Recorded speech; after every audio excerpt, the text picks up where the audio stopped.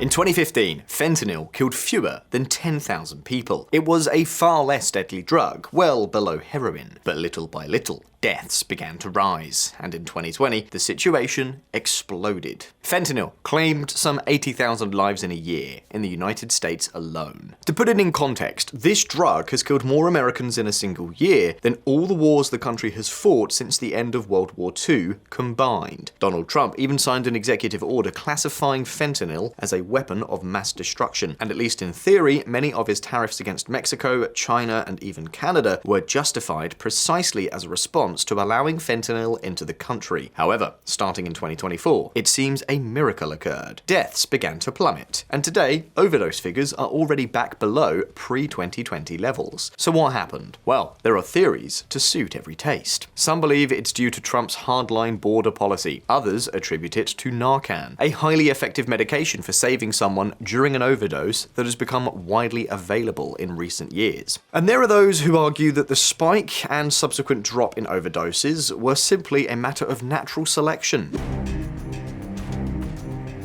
Fortunately, economics can help solve this puzzle. I know this will come as a shock to many of you, but throughout this video, you'll see how economics and opioid epidemics have far more in common than it would seem. And in this case, it appears to be the answer to the mystery. And understanding this isn't just a matter of curiosity, because it could be crucial to tackling other drugs as well. But before we continue, here's a scary thought. Your entire digital life is basically one compromised password away from becoming someone else's business. Emails, files, private documents, personal photos, and the worst part, most people only start caring about privacy after something goes wrong. That's where Proton comes in. Proton combines Proton Mail and Proton Drive in one account, giving you encrypted email and secure cloud storage in a single place. And unlike Google or Microsoft, not even Proton itself can access your data. You stay in control. With Proton Mail, you get protection against phishing, spam filters, and email aliases, so you can sign up for websites without exposing your real address. And with Proton Drive, you can securely store photos, documents, contracts, anything important with end-to-end encryption. You can even share files using passwords or expiring links without worrying about your data being scanned, sold, or used to train AI. That's the big difference. Your files and emails actually belong to you. Everything stays organized, synced across your devices, and easy to access without sacrificing privacy. And the best part, Proton Mail and Proton Drive are completely free to use. You only pay if you want more advanced features or extra storage. So if you want to take back control of your digital life, check out Proton using the QR code on screen or the link in the description.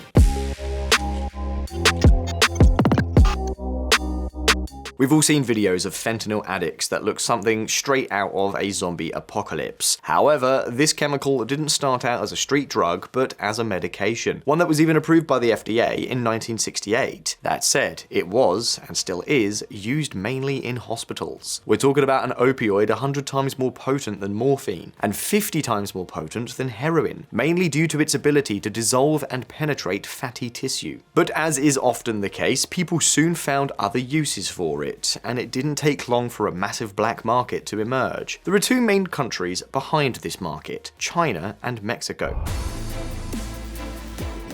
The Asian giant produces the basic chemicals, and Mexico usually handles manufacturing the final product and distributing it worldwide, but particularly to the United States. Here, many people see a master plan by China to bring down its geopolitical rival. What's more, as many of you already know, during China's Century of Humiliation, the British flooded the country with opium to make a profit. So many people view this whole fentanyl situation as payback. But crazy theories aside, the truth is that this doesn't benefit the Chinese government at all. Xi Jinping doesn't order the production of fentanyl. That's handled by an army of highly decentralized clandestine labs, which are also very difficult to keep under control because many aren't technically doing anything illegal. Those chemicals, which Mexico later converts into fentanyl, can be used to manufacture many other medicines, or even medical fentanyl. But anyway, let's not get ahead of ourselves. The point is that since all this happens beyond United States borders, there isn't much Uncle Sam can do. That's why Trump places so much emphasis on stopping the final product at the borders, and also on cracking down on the traffickers who sell it within the country. The question is this working? Does it explain why overdose rates are falling?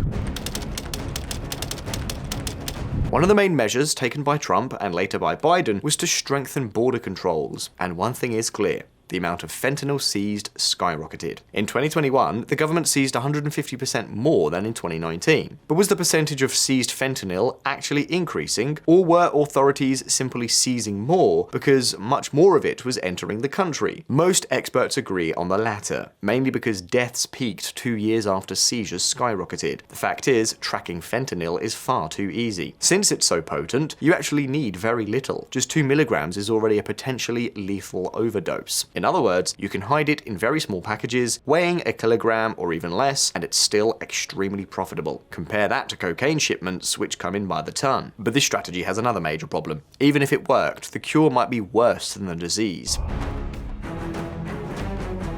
The demand for drugs doesn't just disappear by magic, and if you eliminate one substance, you encourage the cartels to create another that's easier to smuggle, or new ways to bring the drug into the country. And there's no need to speculate too much. That's exactly what happened with fentanyl and heroin. You see, in 2022, the Taliban banned the cultivation of poppies in Afghanistan, which were used to produce 90% of the world's heroin. Yes, heroin use plummeted. If you looked at the chart, seizures at the southern US border dropped by nearly 100%. But did the drug addicts disappear?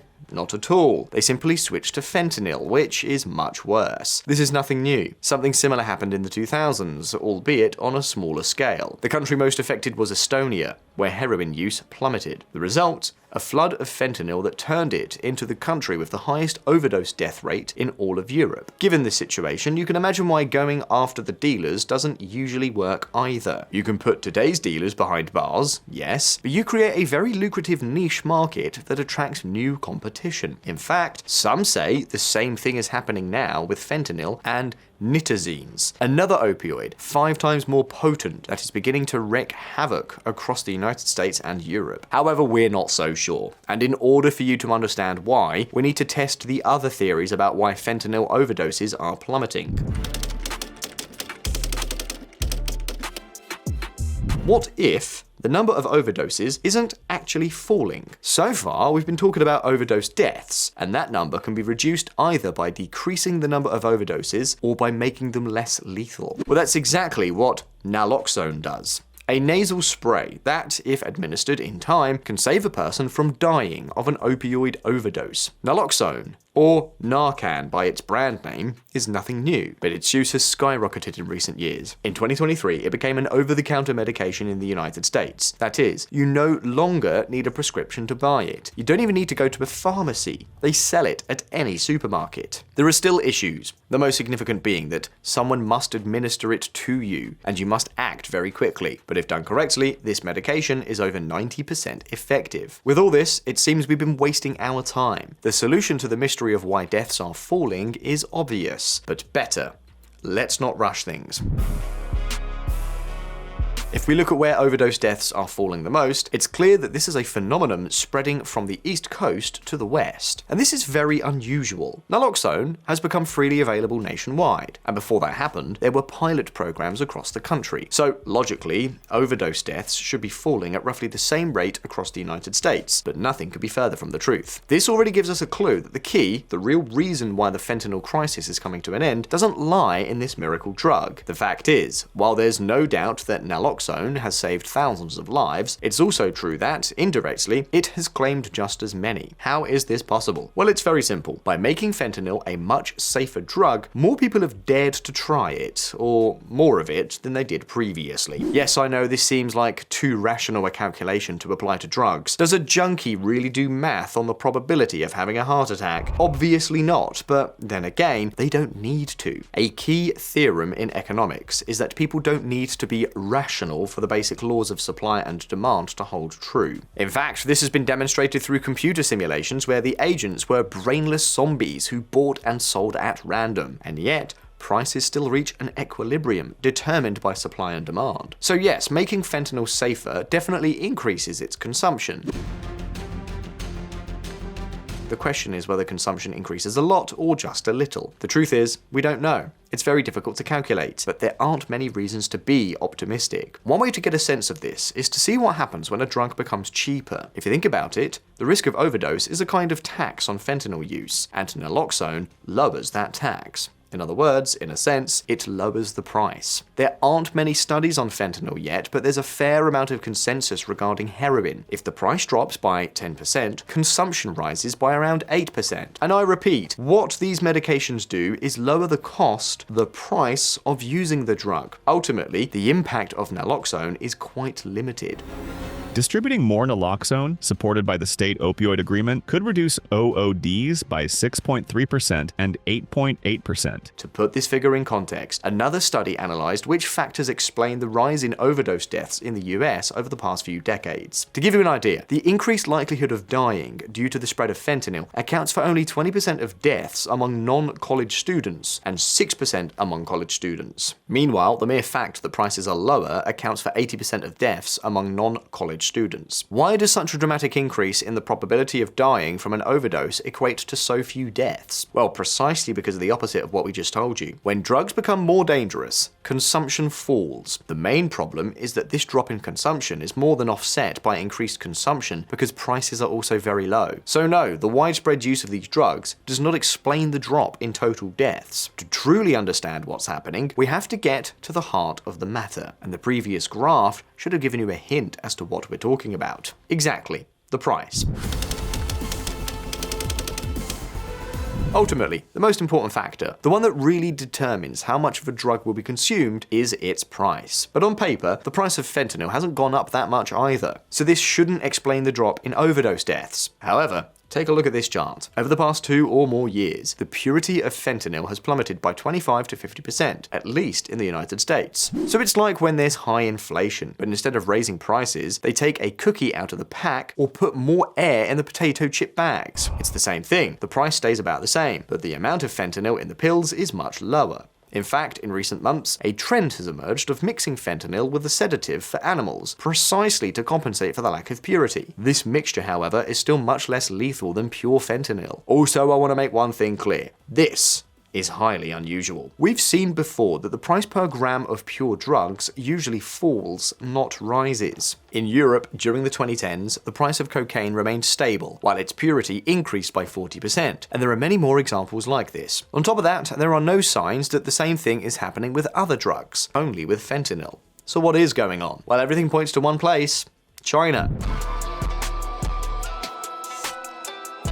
The Chinese embargo on fentanyl shipments to the United States beginning in May 2019 raised street prices for a limited period, reducing fentanyl overdose deaths in the United States by roughly 1/4 over a 3 to 5 month period after the announcement. If you recall what we said at the beginning of this video, fentanyl is produced in China and finished in Mexico. We've already seen that preventing it from crossing the border is really difficult. However, striking at the very heart of the industry is a different matter. Smuggling fentanyl, once it's been manufactured, is very easy, but producing those chemicals without anyone noticing is very different. And when China gets down to business and inspects the companies that buy the raw materials, fentanyl production plummets. We know this because it's already happened. In 2018, China added 2 precursors of this drug, NPP and 4A-NPP, to the list of heavily regulated products, and shortly thereafter added all the remaining chemicals. It might seem like this didn't do any good. After all, a year later, the fentanyl epidemic would erupt in the United States. But it did work, and we've just seen a study that confirms it. The fact that the epidemic did end up breaking out, it was because China ended international cooperation.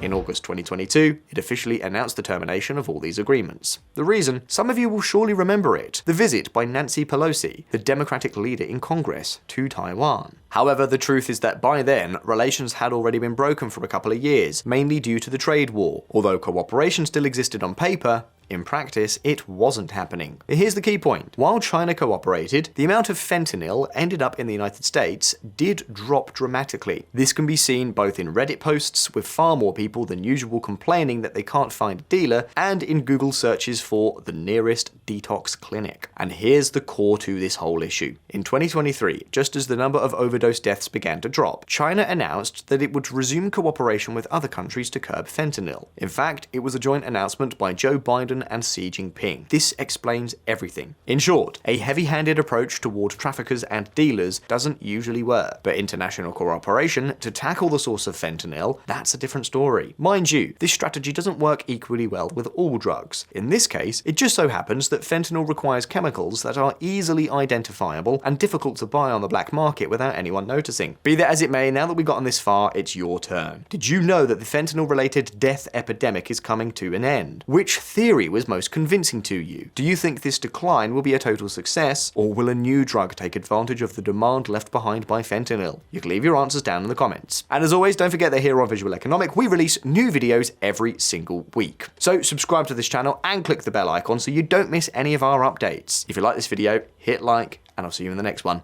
Take care, see you next time.